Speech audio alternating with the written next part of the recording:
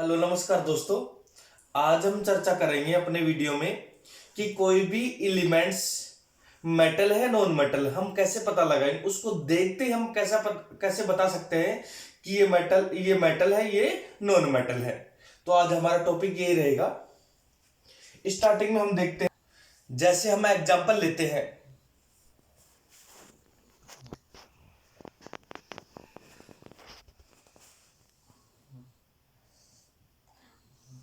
कल मैंने बताया था कि अंदर वाला क्या होता है, नाभिक होता है और उसमें 4 ऑर्बिट होते हैं, 4 ऑर्बिट होते हैं।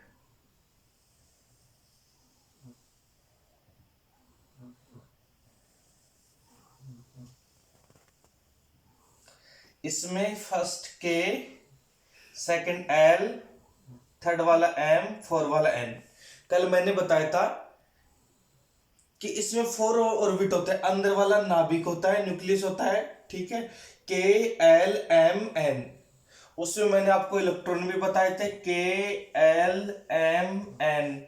इसमें 2, इसमें 8, इसमें 18, हम इसमें 8 भी कर सकते हैं, और लास्ट वाला 32। अब देखो, जैसे सोडियम ले लेते हैं हम। सोडियम का एटॉमिक नंबर 11 होता है। सोडियम का परमाणु क्रमांक 11 होता है।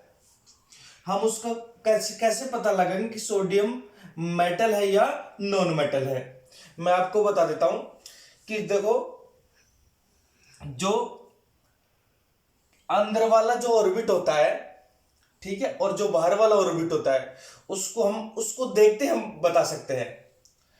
जैसे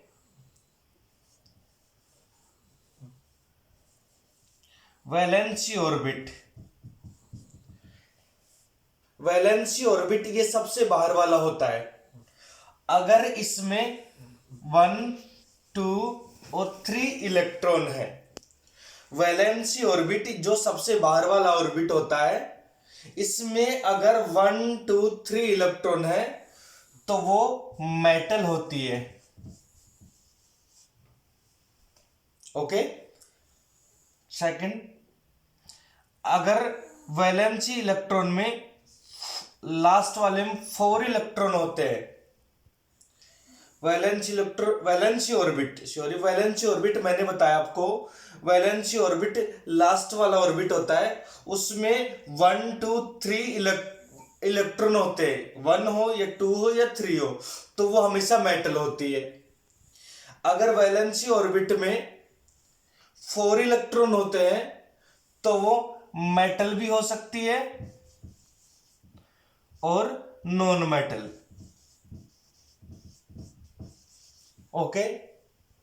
और अगर वैलेंसी ऑर्बिट में लास्ट में 5, 6, 7 इलेक्ट्रॉन होते हैं, वैलेंसी ऑर्बिट में अगर 5, 6, 7 इलेक्ट्रॉन है तो वो नॉन मेटल होती है। ओके। देखो, सोडियम का एटॉमिक मास नंबर होता है, एटॉमिक नंबर होता है 11। सोडियम का एटॉमिक नंबर कितना होता है? 11। तो इसमें के में कितने इलेक्ट्रॉन आएंगे? 2। एल में कितने आएंगे? 8। और एम में कितने आएंगे? 1। 2, 8, 1। देखो, अब ये देखो कि के का इलेक्ट्रॉन कितना है? 2 है। एल का कितना है? 8 है। और एम का कितना है? 1 है। ठीक है। 2, 8 कितना हो गया? 10। और 1 11 हो गया।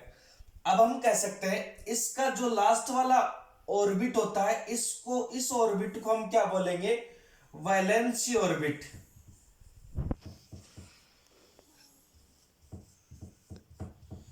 ओके। और इन दोनों को हम क्या बोलेंगे? Core orbit. COREORBIT। Competition exam में क्वेश्चन आ जाता है कि जो सोडियम होता है, इसमें टोटल कोर इलेक्ट्रॉन कितने होते हैं? देखो, जो कोर ऑर्बिट होता है वो स्टार्टिंग के होते हैं, और जो लास्ट वाला होता है वैलेंसी ऑर्बिट होता है। के एल, जो स्टार्टिंग के जो ऑर्बिट होते हैं इसको हम बोलते हैं कोर ऑर्बिट, और इसमें जो इलेक्ट्रॉन होते हैं उनको हम बोलते हैं कोर इलेक्ट्रॉन। ओके, आपसे कोई पूछे कि सोडियम में टोटल कोर इलेक्ट्रॉन कितने होते हैं, तो 2 + 8 = 10। इसको हम फिल कैसे करेंगे? के में कितने हैं हमारे पास इलेक्ट्रॉन? 2 इलेक्ट्रॉन है के में। श्योर, के में हमारे पास कितने इलेक्ट्रॉन है? 2 इलेक्ट्रॉन है। ओके, एल में हमारे पास कितने हैं? 8 इलेक्ट्रॉन है। 1 2 3 4 5 6 7 8। ओके, और एम में हमारे पास कितना है? ओनली 1 इलेक्ट्रॉन है। ठीक है, तो हम कह सकते हैं कि जो के और एल जो ऑर्बिट है इसको हम क्या बोलते हैं? इसमें जो इलेक्ट्रॉन होते हैं उनको कोर इलेक्ट्रॉन बोलते हैं, और टोटल कितने हैं? 2 + 8 = 10। और जो एम ऑर्बिट है वो जो लास्ट वाला होता है इसको बोलते हैं वैलेंसी ऑर्बिट। ठीक है ना, इसमें कितना इलेक्ट्रॉन है? 1। ठीक है ना, अब हम बताएंगे कि जो सोडियम है वो मेटल है या नॉन मेटल, वो कैसे पता लगाएंगे? देखो, हमने देखा कि जो एम है, जो लास्ट वाला ऑर्बिट है इसको हम बोलते हैं वैलेंसी ऑर्बिट, इसमें 1 इलेक्ट्रॉन है। तो मैंने कहा था अगर वैलेंसी, ठीक है, जो वैलेंस लास्ट वाला जो इलेक्ट्रॉन होता है, ठीक है ना, उसमें अगर 1 आ जाए, वैलेंसी ऑर्बिट में 1 2 3 आ जाए तो वो क्या होता है? मेटल होता है। तो हम कह सकते हैं सोडियम क्या है? सोडियम मेटल है। सोडियम क्या है? मेटल है। ओके, नेक्स्ट एग्जांपल हम लेते हैं क्लोरीन का। नेक्स्ट एग्जांपल हम लेते हैं क्लोरीन का। क्लोरीन का एटॉमिक नंबर होता है 17। ओके, इसका हम इलेक्ट्रॉन कॉन्फ़िगरेशन राइट करते हैं। कैसे करेंगे? के इसमें 2, एल इसमें हम करेंगे 8, नेक्स्ट एम, एम में कितना करेंगे हम? मैंने कल आपको बताया था 2 8 कितना हो गया? 10। हमें करना कितना है? 17। तो 2 8 10, और कितना आएगा इसमें? 7। ओके, अब हम कैसे पता लगाएंगे क्लोरीन मेटल है या नॉन मेटल है? देखो, जो क्लोरीन का जो लास्ट वाला है इसको हमने क्या कहा कि जो लास्ट वाला ऑर्बिट होता है इसको हम बोलते हैं वैलेंसी ऑर्बिट।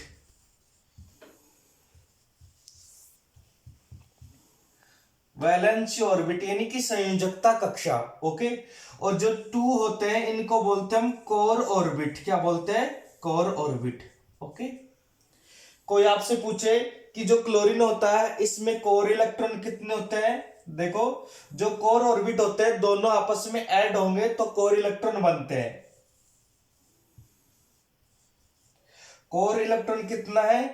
K + L, कहने का मतलब 2 + 8 = कितना हो गया? 10।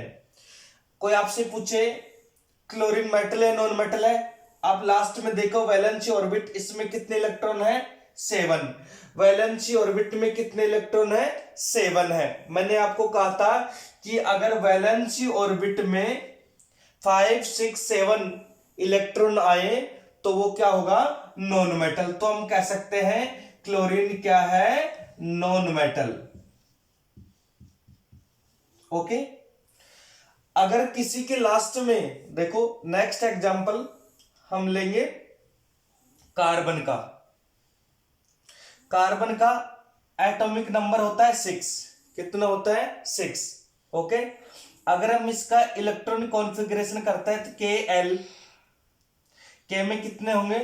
2, और एल में कितने होंगे? 4। कोई आपसे पूछे कि इसमें कोर इलेक्ट्रॉन कितने हैं, तो हम कहेंगे कि जो कोर इलेक्ट्रॉन है वो कार्बन में कितने? 2। कितने? 2। कार्बन में कोर इलेक्ट्रॉन कितने हैं? 2।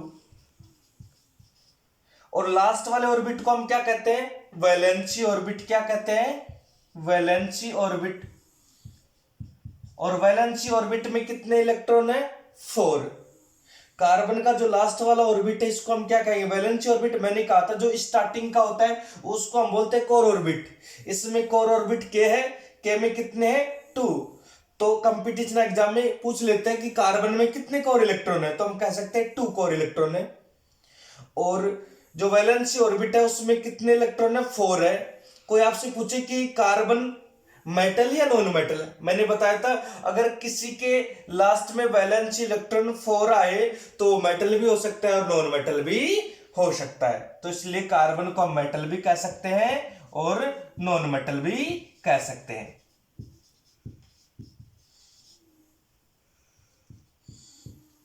ओके दोस्तों, अगर आपको वीडियो अच्छी लगे तो इसको लाइक, शेयर और सब्सक्राइब करना ना भूले। Thank you.